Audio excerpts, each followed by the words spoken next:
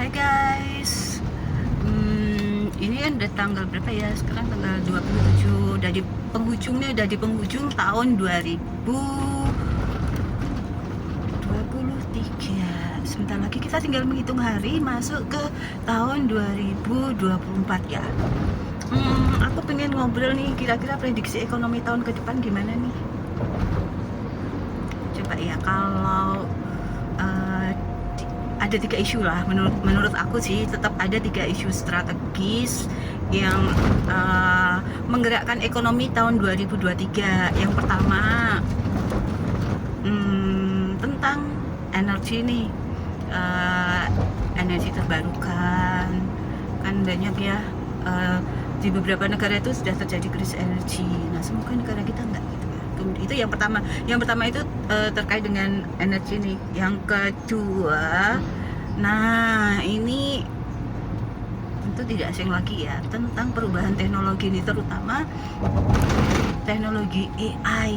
Kalau bahasa Jawa, bahasa Indonesia AI gitu cukup ya, orang udah ngerti AI.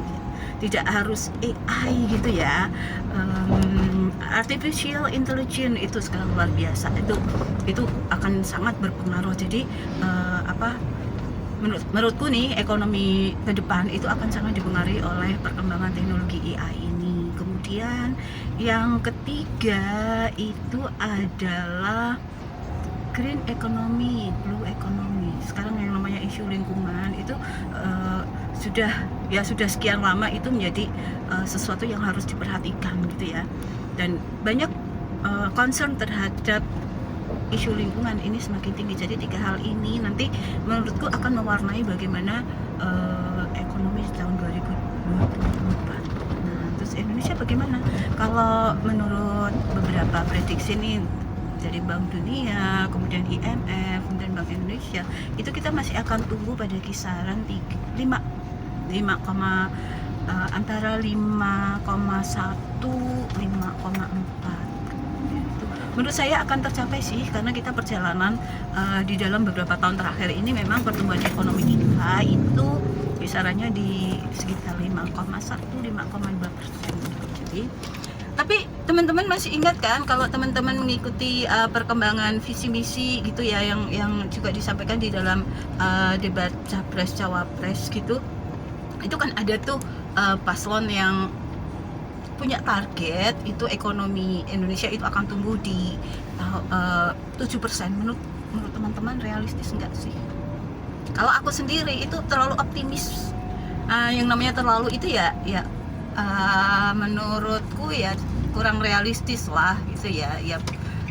Sebagai cita-cita boleh lah, tapi kalau 7% gitu menurutku masih karena kita kan baru keluar nih dari situasi pandemi COVID-19 gitu. Tahap kita tuh masih di recovery gitu ya. Harapannya tentu kan kita akan ke semakin ekspansi gitu. Nah, supaya targetnya tetap tinggi gitu ya, maksudnya itu kalau 7% menurutku enggak gitu ya. Tapi kalau pada kisaran 5,3 5,4 itu masih mungkin. Dan dalam hal ini pengeluaran pemerintah, belanja pemerintah menurut saya masih sangat dibutuhkan gitu. Jadi selama ini kan yang masih sangat menggerakkan itu adalah konsumsi masyarakat nih. Tapi sekarang kan konsumsi masyarakat itu masih terpengaruh oleh beberapa hal, terutama oleh belum pulih lah dari akibat pandemi kemarin. Jadi belanja pemerintah itu masih sangat dibutuhkan. Tapi nah ini penting bagi pemerintah untuk menggerakkan bagaimana swasta itu juga berperan melalui belanja investasinya. Aku punya riset nih teman-teman, ternyata ketika kita bicara mengenai investasi nih, bagaimana suatu daerah itu bisa menarik investasi atau menjadi destinasi investasi, itu ternyata iklim investasi saja nggak cukup loh. Jadi iklim investasi itu hanya memenuhi necessary conditionnya saja teman-teman. Tapi ada yang namanya sufficient condition, itu berarti kan beyond dari iklim investasi. Nah, apa itu? Nah, ini yang merupakan keunikan suatu daerah, karena tentu problem investasi di daerah yang satu dengan daerah yang lain itu kan beda-beda. Kalau risetku nih di Jawa Tengah, itu masih ya seputar clean and clear, kemudian masih seputar apa namanya fasilitas yang di ini nih, terutama bukan bandara tapi pelabuhan. Nah ini jadi kalau di Jawa Tengah itu juga masih bisa nih membuka kantong-kantong apa namanya, kantong-kantong investasi yang selama ini belum tersentuh. Kemudian kalau Batang itu juga akan dikembangkan ke kawasan ekonomi khusus nih. Selain Kendal itu ya itu harus dipush supaya Jawa Tengah itu juga benar-benar menjadi ladang investasi. Khususnya itu Jawa Tengah kan mau jadi ladang investasi nih di tahun 2025 ini masih sangat mungkin. Nah, komitmen politik pemerintah yang juga tercermin di dalam komitmen anggarannya ini harus benar-benar nampak ya guys, terutama di Jawa Tengah. Jadi itulah, jadi tidak semua memang bisa tercover oleh APBN, oleh APBD. Jadi peran swasta investasi itu menjadi sangat penting. Sekali lagi tadi iklim investasi itu just necessary condition, belum sufficientnya gitu. Jadi sufficient conditionnya itu juga harus terpenuhi. Lalu apalagi ya guys ya, tiga isu utama tadi menurutku itu penting.